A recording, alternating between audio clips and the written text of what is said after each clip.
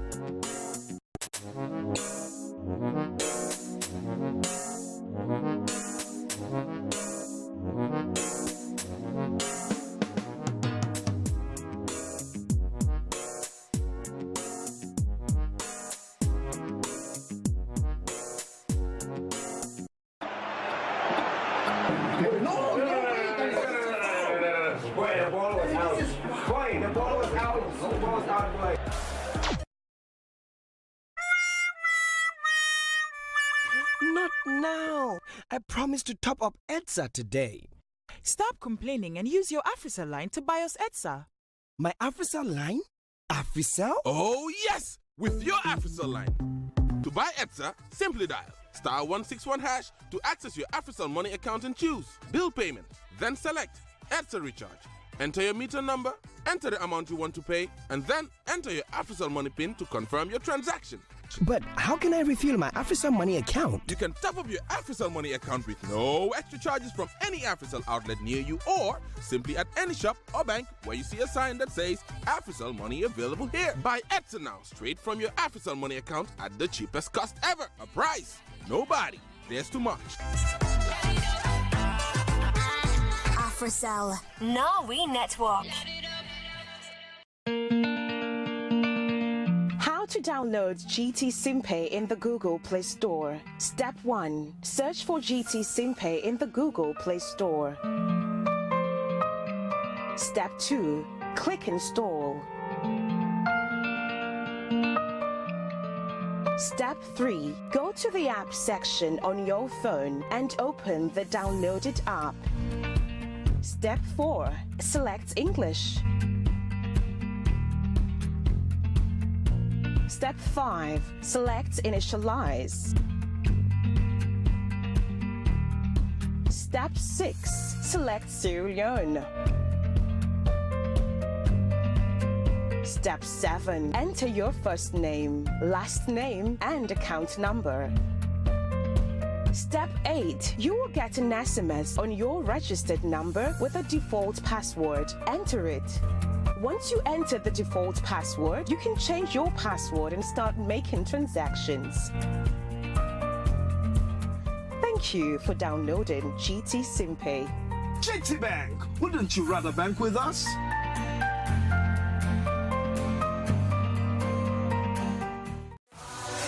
Follow the action. The AfriCell live score service bringing you all the latest sports update, goal replay and sports news of the Champions League, Premier League, Italian League, Spanish League, German League and French League matches to your fingertips.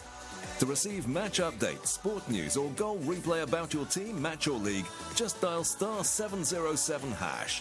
For more info, call 111. AfriCell, Norway Network. There's a beautiful day headed your way. Keep your head up, you'll be okay. A beautiful day.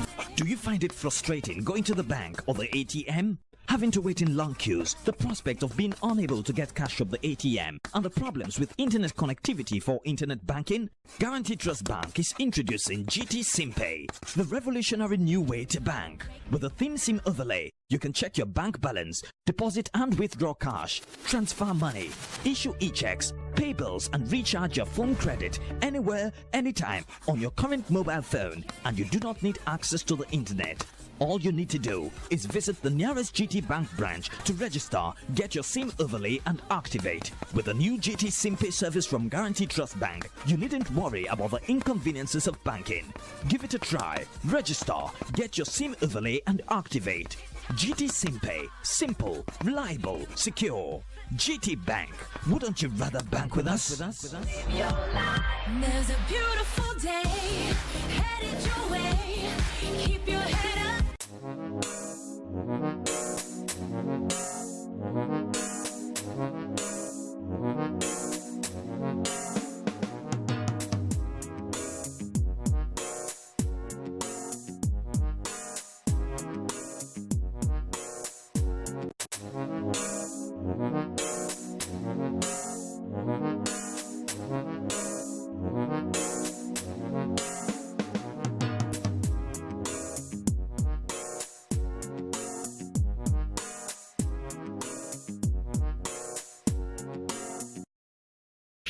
Hello and welcome to a special edition of Mamdi's Lounge.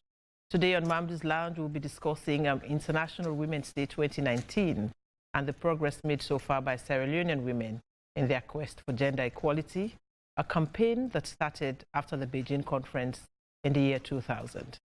Like I mentioned, today's program is a special edition, and therefore you will have an opportunity to send in your text messages to 077-891-904 and be part of the conversation. This is Mamdi's Lounge coming to you on AYV television. We'll be right back after this break.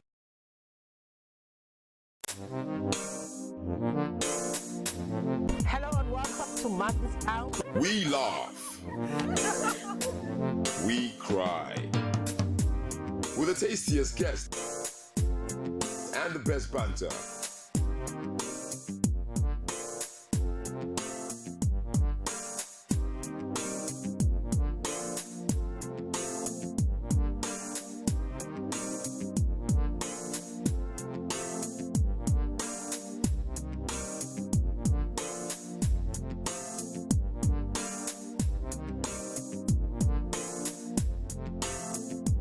All signed up by Mamdi's Lounge.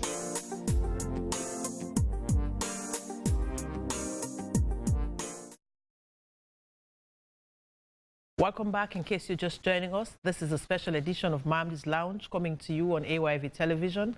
And today we'll be talking about gender equality in Sierra Leone. How has it been thus far? Has anything changed? Are we still where we are decades ago? We decided to have a discussion on this topic as women in Sierra Leone join their counterparts the world over to observe International Women's Day with the theme Balance for Better.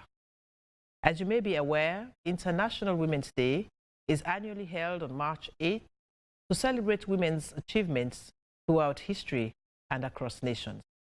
It is also known as the United Nations Day for Women's Rights and International Peace.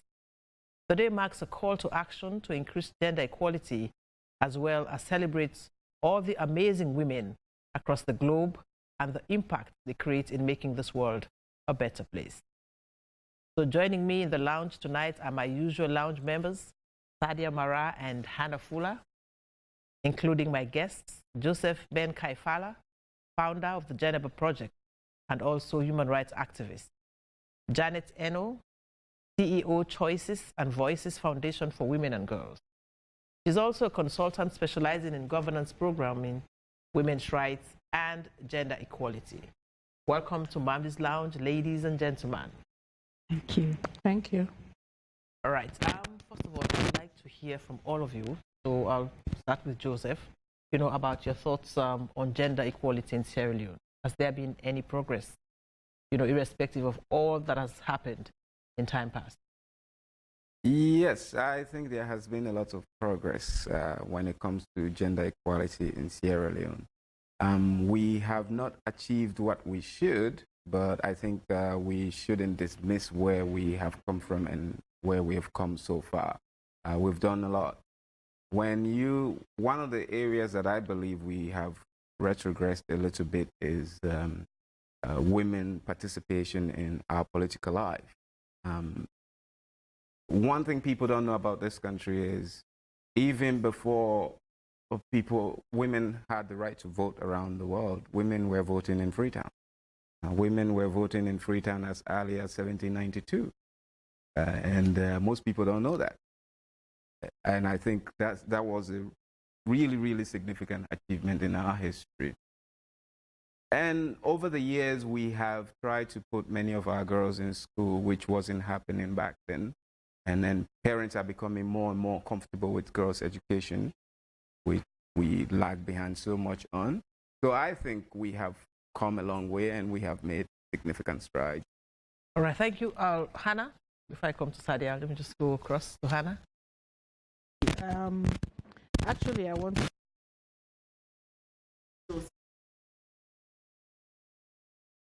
progress that has progressed, but we're far way behind. What we want as the International Women's Day theme says, balance for better. A society where you have lots of women and men also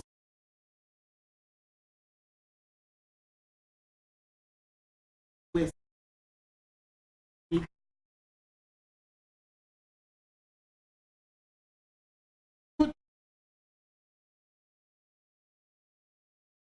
why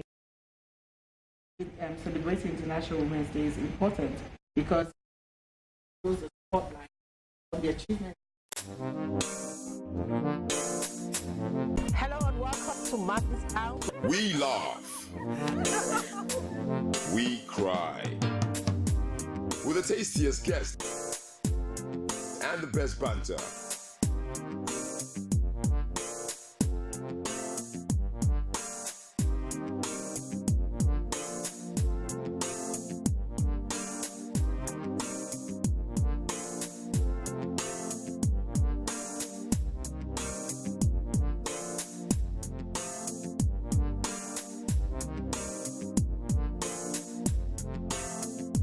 All signed up by Mamdi's Lounge.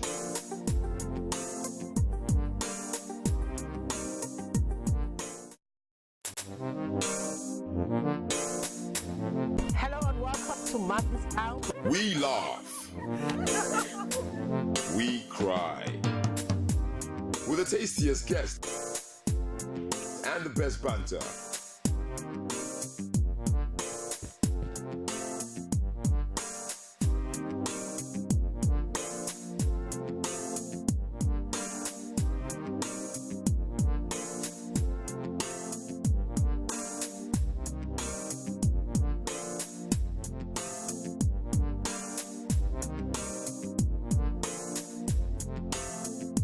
All signed up by Mamdi's Lounge.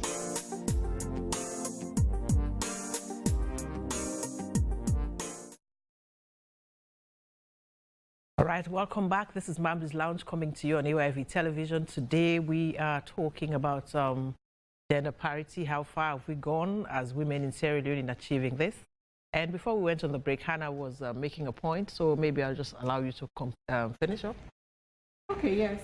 I said I basically agreed with what Joseph said, but that we are quite a long way off from attaining gender parity. We do have quite a lot of areas where we need to achieve a lot more, make strides in achieving quality in the workplaces, for example, and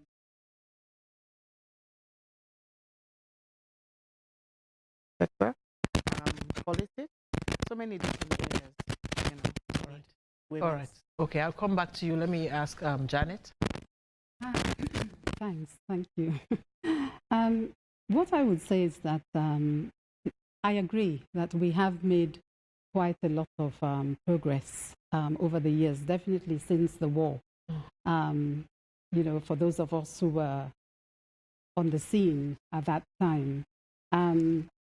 But what I would like to point out is that for me, we've made significant progress in terms of state-level policies and laws. For example, we've been able to establish a Ministry of Gender, Social Welfare, although it's a combined ministry, but I think there's a recognition by successive governments that there is a need for some kind of state-level attention on gender issues. Exactly, yeah. It's not perfect, but at least there's a recognition. And I must say that we have some good policies, because I've actually looked at these documents, that have been in place for some years now. There's an advancement of women policy. There's a gender mainstreaming policy. But for me, how many people actually know about these policies and how are they being implemented?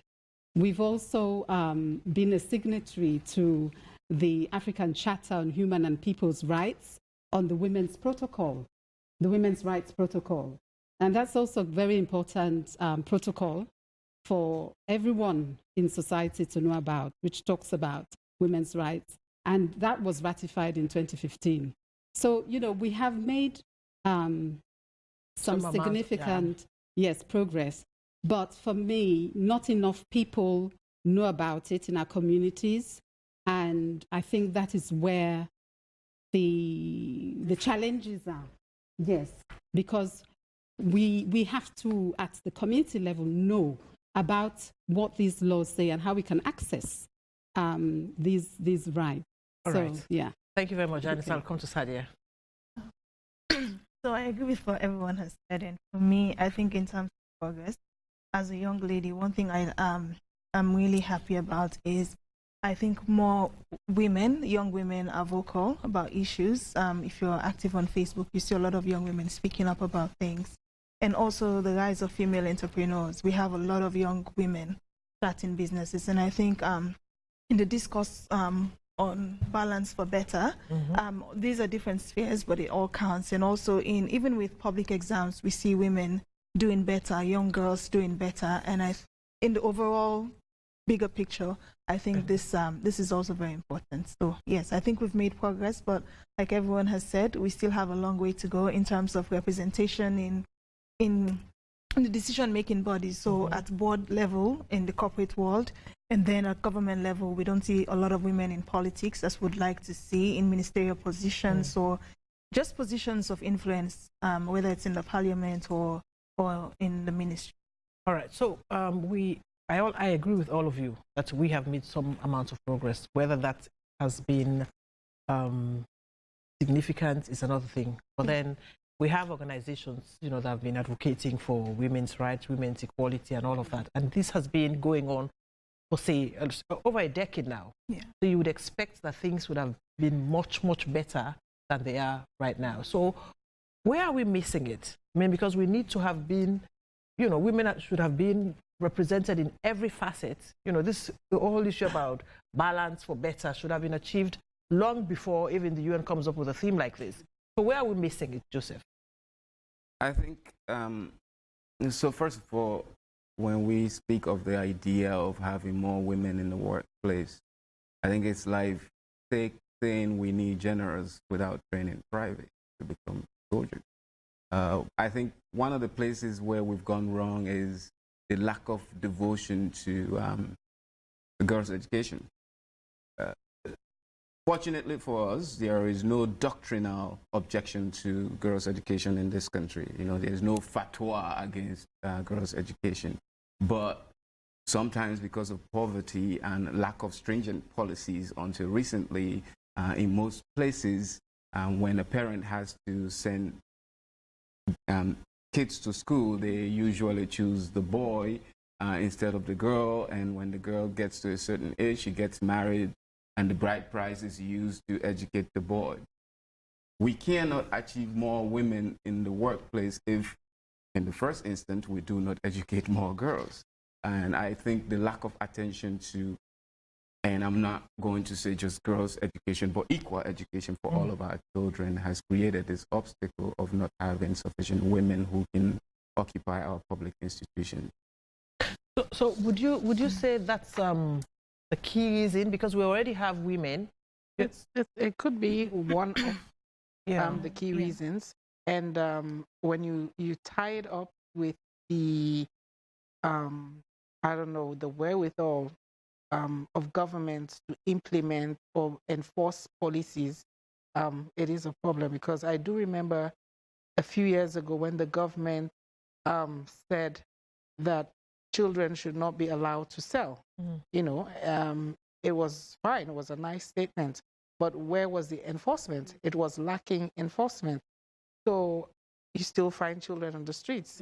You still find girls on the street selling, hawking when they should be in school, practically selling to feed the homes that they come from.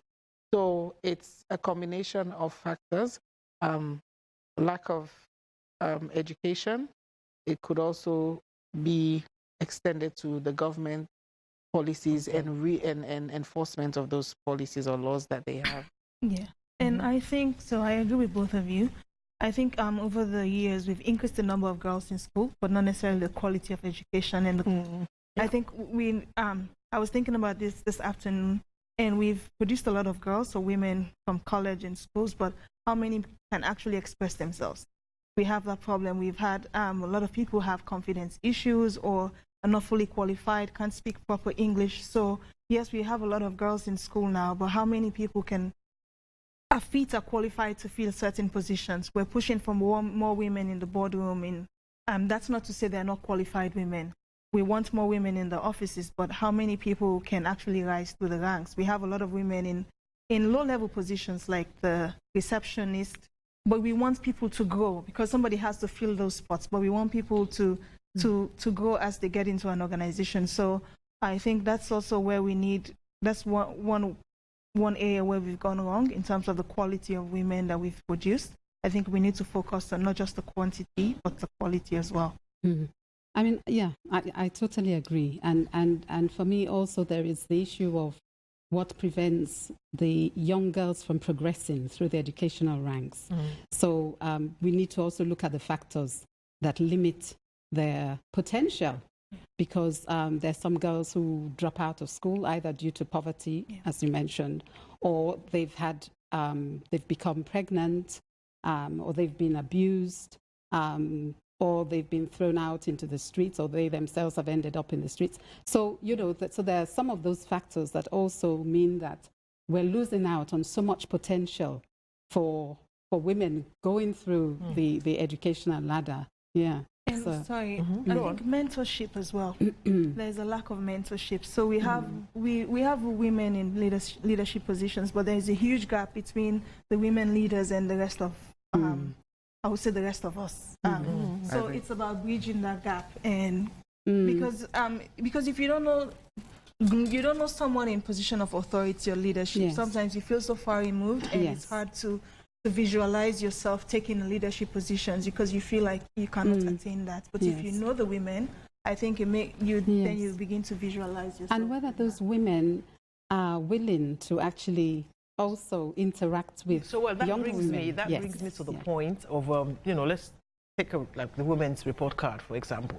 So those women who've been at the top, have they been representing the rest of us well to the point that it becomes attractive to you understand to our men to sort of take us serious? Have they been doing that? I mean, you've been involved working with women, so well, if I take the political arena, from even some of the women who've been in office before, really don't want to go back into those positions or to run for office because the challenges that they have met have been so huge.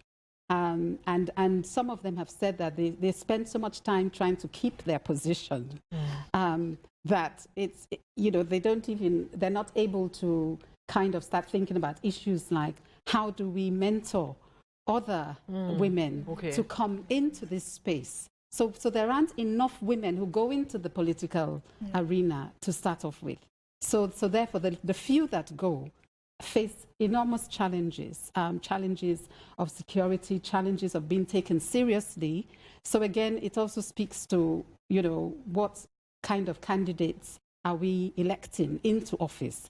Are they representing women's interests? That's the other issue. When they go into office, are they representing the interests of women, or are they simply representing their political party's interests? So on that, I really wanted to comment. I think it was first. Okay, I'll say something about what you have said. Quite recently, it was reported that the women in Parliament were having a problem having their voices heard. That whenever they stood to speak, there would be some murmurings and things like that. And I do also recall that or something said about training for them. You know, I think because of the kind of society we have come from, where the men are the ones who have always been in leadership, and the women are now stepping forward, it could possibly be a new experience where they're also going to now test the waters, and it's going to take some time for them to get used to it and actually make a mark. You know, that's what I think in that regard. Yes, it's been difficult for the women to actually hold their own in Parliament. But then, for me, I would be inspired. I take inspiration from the South African Parliament. You know, the women speakers that you have there, they're strong and they hold their own. When you have the Julius Malema there causing problems in Parliament, right? Yes. They're kind of able to, you know, and there's also another thing I noticed about like the South African Parliament, which I follow quite a lot, is the fact that you're not prevented from speaking in your in your local language. Yeah. Okay. So that itself is for me empowerment. Not everybody would be able to speak the Queen's language perfectly, you know, and sometimes I think that is a problem.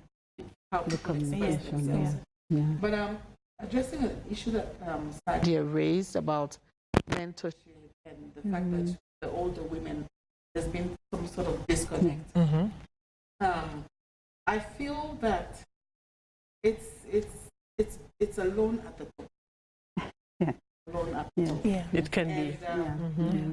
When somebody finds themselves, most of these women find themselves in those, they themselves almost kind of need mentoring. You know, they need coaching to be strong, to like do what they're supposed to do. And probably, I'm not making excuses, but I kind of see and understand why they would find it difficult.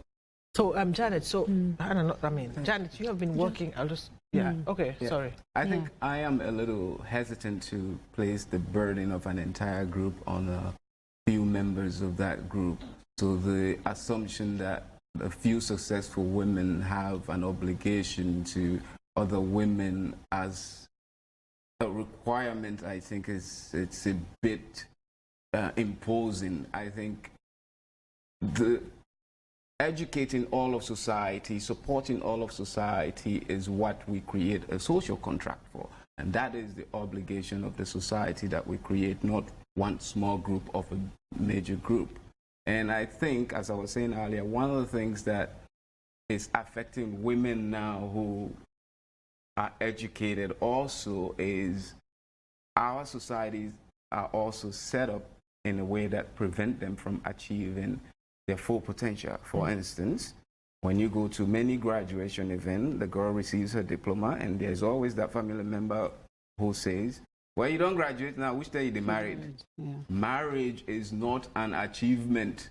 It is a partnership for the furtherance of society. And the young girls, especially the ones who graduated recently, there are better things to do with your life than trying to convince your father and mother that you are now married. I think these are some of the obstacles that are preventing even girls who acquire an education from pursuing their dreams, because they have to impress their aunties and uncles that they married the most educated and rich guy in town. All right, let me just remind our viewers that they're watching Mamdi's Lounge. It's coming to you on AYV Television. Today is a special edition of the program, and we are talking about how far we have come as women in Sierra Leone, you know, on this issue of gender equality. Of course, we all agree that some amount of progress has been made, We are not there quite yet, but of course, a lot has been achieved, and we hope to achieve a lot more, you know, as we continue in our advocacy to achieve gender parity in Sierra Leone. So, Janet, you have been working with women, I mean, for a long time now.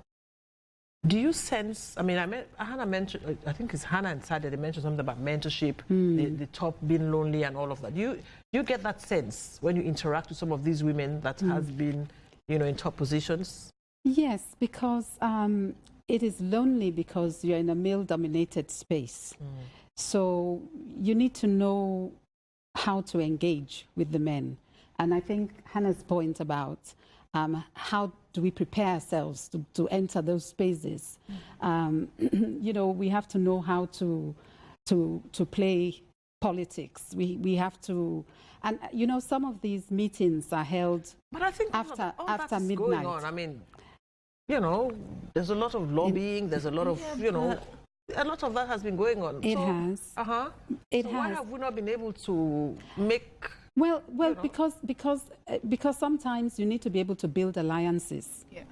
Okay, and building alliances, if, for example, if there are certain motions or bills or, you know, processes that you would like to champion, you have to know how to build those alliances, and so there's specific skills that you need to have, which perhaps as women we haven't been accustomed to being in those places all this time. You know, since my brother there was saying that, you know, from whatever century, it's men that have been mainly in the forefront of politics, of political parties. So they're used to, you know, accustomed to all these transactions and everything. So I think in terms of mentoring, we need to make it very real for women who want to go into those spaces and to actually, you know, show them. And for the women who've been there, I would really welcome for them to dialogue with other women and to be real about what it's like, what it's really, really like. It's not a picnic in the park, you know. You know, you've got to know, know what to do. Like you're saying, Yeah. negotiation skills are one. You have to be able to lobby across party lines. There are issues that are about humanity. It's not just I mean, the issue, for example, about the sexual violence, against women. This is an issue. I mean, I've heard about the wrangling in Parliament going on there between the two main parties. But then what are the women doing? I think this is where they come. They have to be really strong in lobbying, you know, and make up their minds. Is it an issue about the procedures? Is that what is most important, or is it about protecting our girls? What comes first? And this is where you need the women to come out in their numbers in Parliament, lobby across party lines. That's what I think. And those are the skills that you need. And these are, I think, sometimes the things that make, when we talk about quality, quality representation and all of that, those are the things that count. Yes. And but I think also that the men too should step up. They should step up also and defend those situations on sexual violence. They need to stand up because it's everybody's business. It's, you know, when anything happens, you know, oh, you know, that you man them, let them, where do you man them? You know, but the men too should be there, you know, saying no. They should be standing up as well with the women. Because this whole thing about balance for better, you know, it's not a woman thing only. It is about all of us. It's about the survival of our society. So everybody should be on board. It's not just the women. It's not just. And we have been on it for quite some time now. I mean, because 50-50, the whole essence about 50-50 is this balance for better. You know, that's what they've been preaching. Of course, the UN coined it very nicely now. We're talking about it. But I know we all agree. So, Sanya, you're about to say something? Yes, it was just about the negotiation skills in Parliament. I think we underestimate the power that political parties carry here. We underestimate that. So women in Parliament, I don't think, I say this and I stand to be corrected, but I think most women in politics they don't necessarily see themselves as representing women. Yes, you're their representing your loyalty political, in the political parties. parties. Yeah, that's where your loyalty lies. That's the problem. Yeah. So that's the problem. But the thing is, you have to remember that you have very few women that are given party symbols or whatever, and you have to lobby the men to get the symbols. So when you go there, you can't bite the finger that feeds you, the hand that feeds you. Absolutely. So you have to remember who put you there in the first place, and you have to represent their interest.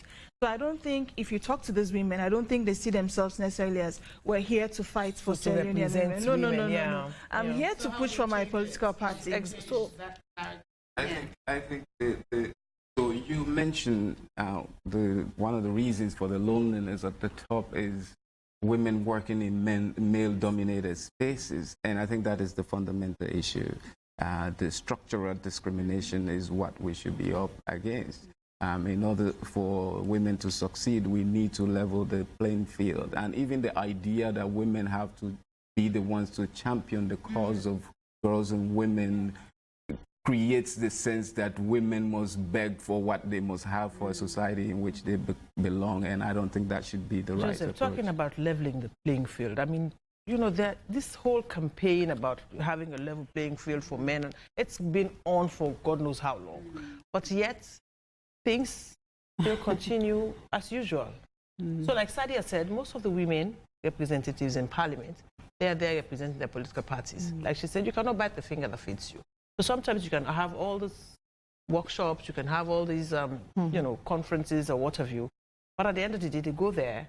What they do is different from what they have been told in workshops and all of these things. But that is the structure. We are dealing with the matter on the surface when there is a structural beam underneath it, and that is what we need to deal totally with. Agree. I think we have been doing that and for this cannot, and at this point in human existence, this cannot be the role for women only. We live in society, and we have to make. I mean, many women might not necessarily believe in some of the issues, but you were talking about the issue of rape in Parliament right now.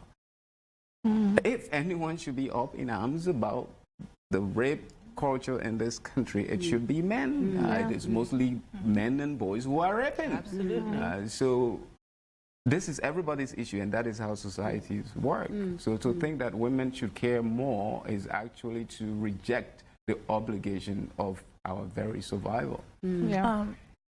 Don't forget, you can be part of this conversation by sending a text message to the number 077-891-904, 077-891-904. Today we're talking about gender equality in Sierra Leone. How far have we come? Are we making progress? Are we still at the same spots going round in circles? We continue with the program. Today I have in the studios with me Janet Eno and Joseph Ben Kaifala. He's been on Mamdi's Lounge before, so it's a pleasure to have you yet again. I have my two lounge members, Hannah Fuller and Sadia Mara. So we continue with the conversation. Don't forget, like I mentioned, you're watching a special edition of Mamdi's Lounge coming to you from AYV Television. My name is Mamdi Ube Kamara. yes. So I'd like to take us back a little to what Joseph said about marriage. I think we underestimate that. I was laughing, but I see where he was coming from, and I'd like to shed a bit of. When you're a woman and you're growing up in Sierra Leone, I think sometimes you don't want to think too far. There are very few women who would say, I want to get a PhD, or I want to get a double master's, or whatever, because at the back of your mind you're thinking, I'm going to get married and I want to have kids, because these are the expectations we have. And marriage is a beautiful thing, so I'm not speaking against marriage. Let me make that clear. I'm not speaking against marriage. I think marriage is God's idea and it's a wonderful thing. What I'm saying is, I think because of our culture, it sometimes limits people. You don't want to dream too far. And if we were talking about balance for better, it's not just about men in the political spaces. We have to think about, in a domestic setting, if a husband doesn't support the wife's dream, there's only so far she can go. And I mean, the other day I was talking to someone, and there are certain professions, if you're there and you have a child, sometimes you have to fall back to take care of the family. And by the time you come in, say if you take law, for example, if you want to be a barrister, it's very demanding. It's not just going to college. You have to study when you come home. once you start a family, it's hard to be a top barrister if you're a woman. So they miss out on all these years, and then when you get back into the profession, you probably can't keep up anymore. So that's why I think there are very few very vibrant female lawyers out there. I'm not speaking for them, I'm just assuming. But I think that's just an example. There are other professions where you don't see women outstanding in that sense, not because they lack the knowledge or whatever, it's because there are structures in place that limits them. So if we want to talk about balance for better, we need to have the husbands in on this conversation. Will a husband support the wife to run for office if she wants to go into politics? Because yeah, we can lobby all we want, but the thing is, like we said, it's lonely at the top. So you want, when you have this, these organizations, but when you go in there, you're alone, and you need that support system. If you don't have that at home, it makes it difficult to go out there and be all you can be. And sometimes women have to choose. Women are forced to choose between following their dreams and maintaining the family. And oftentimes, they have to choose their family. So yeah, this is where. Well, okay, this is where the issue of breaking down the barriers comes in. Yes, you've mentioned that there are certain areas, spheres of disciplines that women find it hard to enter into or even excel if they're in there. The sciences, technology, anything that's maths related, it seems like almost a taboo or no-go area for women, and we need to deconstruct. I don't know, it has to also do with how we start our education. I went to the American Montessori school and just observed how they introduce kids to learning, the methodology, maths, appealing to the senses, all the senses, sight, smell, sound, touch, and all of that. So when you're introduced, and I realized that, okay, look at this. I could, number one is on a kind of a card, but I could also touch number one. There's B. I could touch B and also see the things visually, know what B stands for. So when I went through the whole place, the whole school, I realized that, wow, if I had that opportunity, that kind of introduction to maths, I would have really loved maths. But the introduction to maths that I had was so unpleasant. If you go to school, they give you your multiplication table, and then you miss it, and then the teacher comes with the ruler and gives you, so whenever it was time for maths, I hated it. So these are the things, our coursework. How is it structured? Is it structured in such a way that children understand, they get to love it, love the subjects, they feel it's fun? I love when people, you use a fun approach to something serious. You get more out of people. And even English, literature, things like that, the arts. But I really think that's how we start with deconstructing those areas. And then when we have that, we now also try to encourage more entry of girls at those different levels. That is where you start. That's what I think. Well, can I say though, classy approach there. Because there's so many kids in the class. If you have over 50 kids and teacher not get recently patience, I was at FBC. I was invited to speak in a particular class, even at the university there. I came out and the first thing I told my friends who's the lecturer, I'm like, this is a human rights violation. Too many people.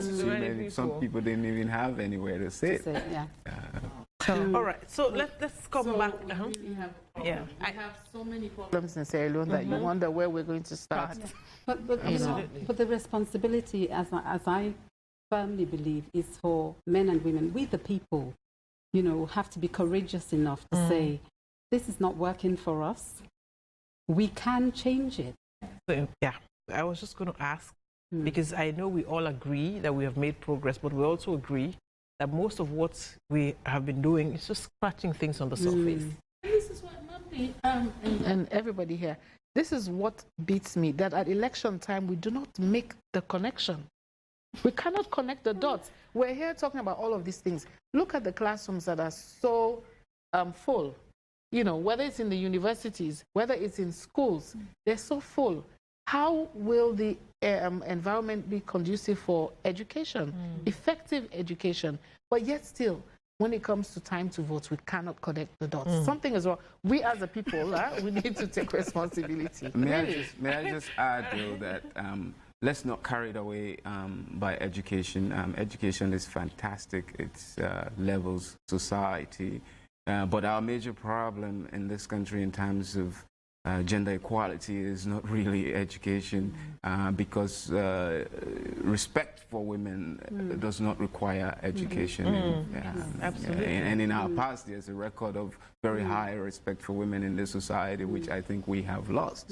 So you don't need an education to respect your peer in society. And our fundamental problem begins from that, and these little traditional demarcations and separations that give men all the power, that even the few men who try to divert from the status quo become a butt of ridicule, because I say the left now owes for take care of in Peking. Now woman walk down and there is no innately woman or man woke apart from giving birth and breastfeeding the child. All right. Men can change diapers, men can sweep the house, men can cook. Yes. It is something we can learn and acquire and divide roles so that everybody is contributing to the survival. And that is why I started by saying marriage technically is just a partnership.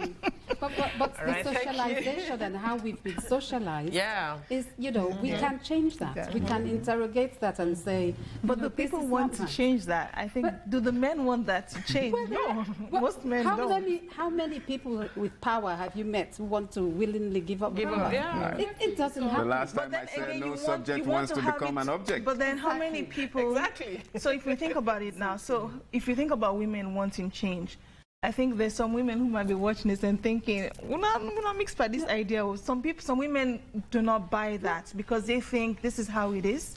We were born into this, and so we should be okay with this. But when we're talking about change, we're not talking about, you know, everything changes all at once. For example, in the marriage, you know, if a wife is struggling, or she has, because we all have strengths and weaknesses.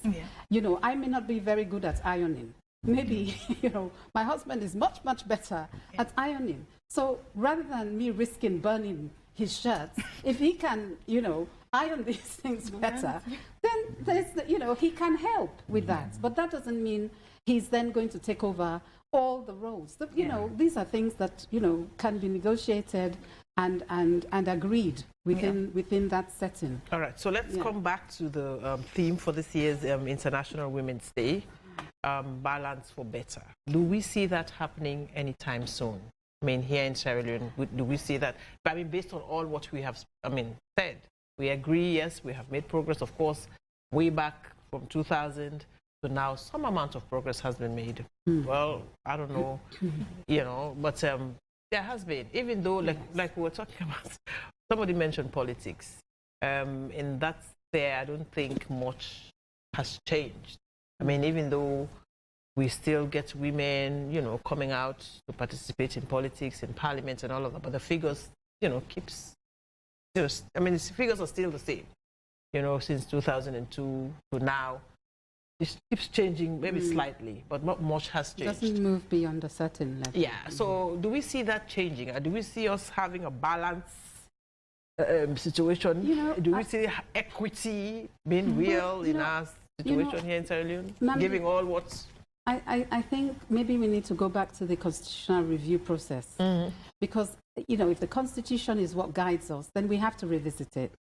And I think we already have some good laws in place. You know, we do have some good laws, the gender laws, the sexual offenses.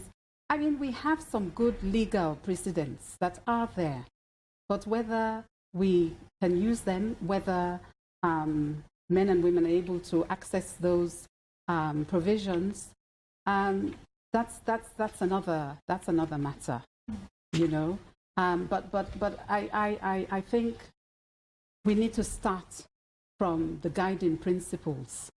Because if it's not right at that level, then it's very difficult for the balance to happen. Because what even we can talk from now till the next millennium, oh, we should have balance, we should have balance. But if it's not constituted in any legal framework, if there aren't aspects that are being enforced. Don't we have things constituted in a legal framework that is still not going on the way they should? Yeah, because they're not being enforced. They're not being enforced. So it means all this while, all what you've been doing as women is just blowing hot air. Well, no, I think we're chipping away. I think things are changing. Remember, yes. The British put a system in place when they only used to educate sons of chiefs. And so only boys went to school. It was very late in our history that women were allowed to go to school. And you all see that here, educated women now. So we are not stuck. No, we are advancing. No. And I believe that, or at least I'm optimistic that in the end, society functions on progress. And sometimes, even when there is resistance, society changes itself. And I believe that we are going to get to a point where there will be equity. Yeah. We have to, otherwise we're doomed not to survive. But this is not unique to Sierra Leone. Right. It's a global issue. Hence, the International Women's Day. It's a global issue. Right. It's happening everywhere because, because most societies in the world are patriarchal. So it's a system issue. Yes. Yes. And I agree with both of you. I also think there should be some constructing that should happen in the minds of people. We talk about respect.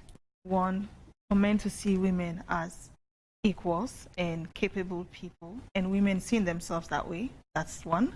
And then, when we talk about women not being able to hold their own when it comes to arguing and negotiations and everything, I think it starts at an early age. So it also has, if you think, I'm not saying this is what's happening in Parliament, I'm just saying if we are being socialized to think men are naturally better leaders, men should always take the forefront, and women think they are not as capable as men, it makes it difficult to hold your own in an argument. So I think what we do also as women's groups, I think that should also focus on building confidence, women's confidence, and helping them to be able to assert themselves. Because I think we're so used to men asserting themselves that if a woman does it, she's looked at differently, like she's rude, or we have different ways of describing her, even if she's aggressive, we see all these things, even if a man does the same. So we need to think about building women's confidence and letting women know they're capable, just as capable as their male counterparts, for this balance to happen in our society. Because even if the documents are there, it's one thing to have, it's a piece of paper, but we need women to come forward for that to happen. So I think that's also something. So the only problem with that is everything you said, it's women who have to change. I mentioned men, I think you didn't hear that part. The men have to accept, they have to be men enough to accept that they have equal rights to women. They too have to work. I think there is a lot of us men in this society who has this ingrained mentality that we have some fundamental divine blessing that places us above women. There are a lot of yes, and nobody is anybody's gift. We are creatures in society who must build society together. Unless men accept that, we cannot change our society. All right, so we are really pressed for time, so I'll just go around, to just quickly. We have some text messages, but we're having some technical problems, bringing it to you. But I'll let, okay, so, all right, there's one here which says, hello, ladies, this program is very interesting. I believe in your point, but one of the most important issue of we men wanted to see the pant colors before we consider the application. Abdullah Sano, happy Women's Day in advance to all women in Sierra Leone. It is now time for women to obtain position of leadership in this country, but I may want to. All right, that's incomplete. Thanks and appreciation for you educating people towards this program from Okumi in the house. You're educating them. What are the modalities you have put in place to reach the layman in the village so that they can change their mindset against women? In my opinion, women's representation in decision making, another significant sector, is somewhat conspicuous in Sierra Leone. Okay, well, so we'll stop the text messages there for now and just quickly wrap up the program because time is really up. Hannah, quickly.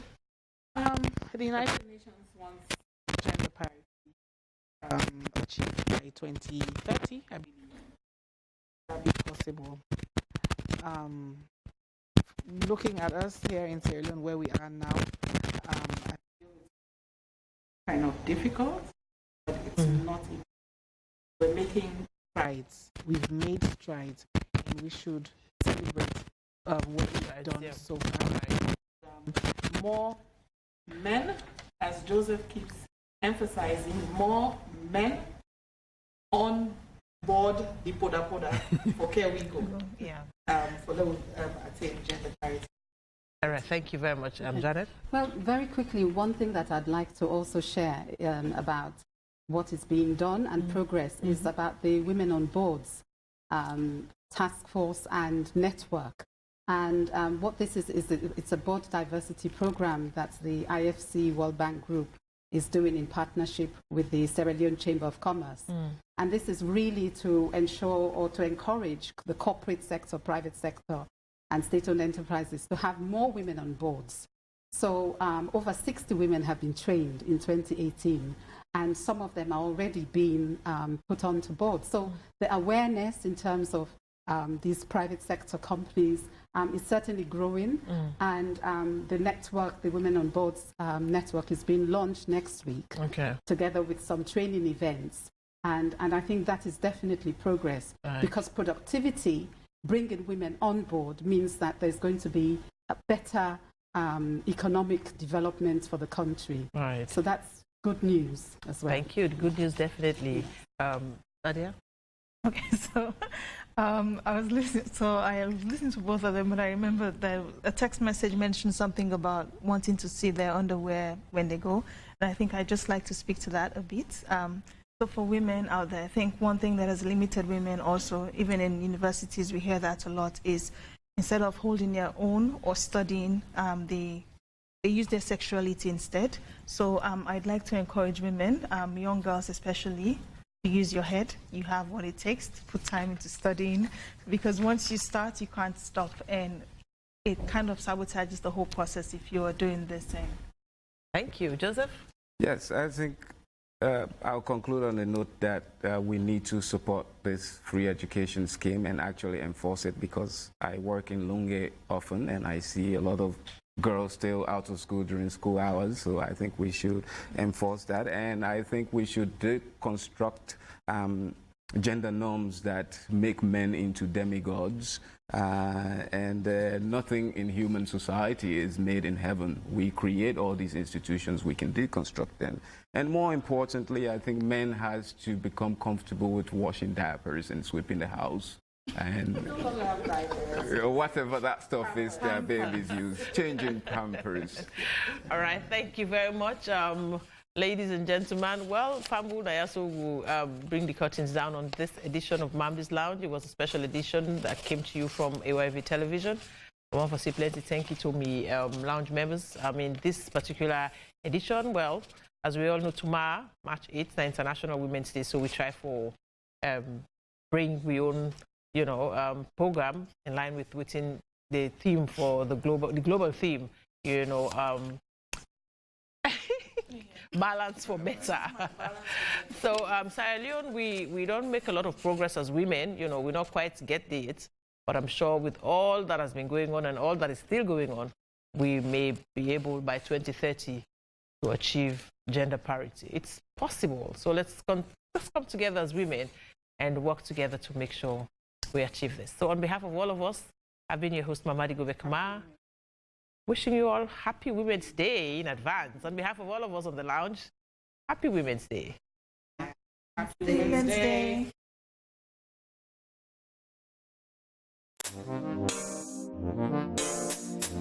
Hello and welcome to Mamdi's Lounge. We laugh.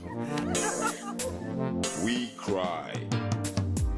With the tastiest guests and the best banter.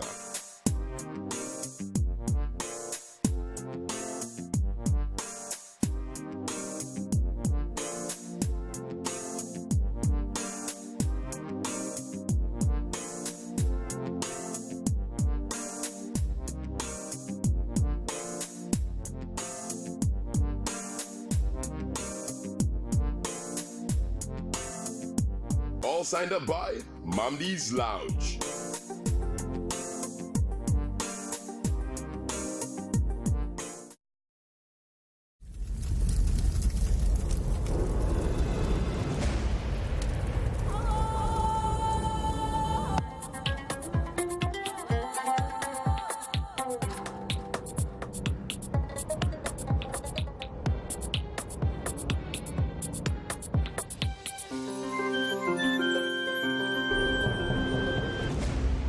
You're watching AYV Television.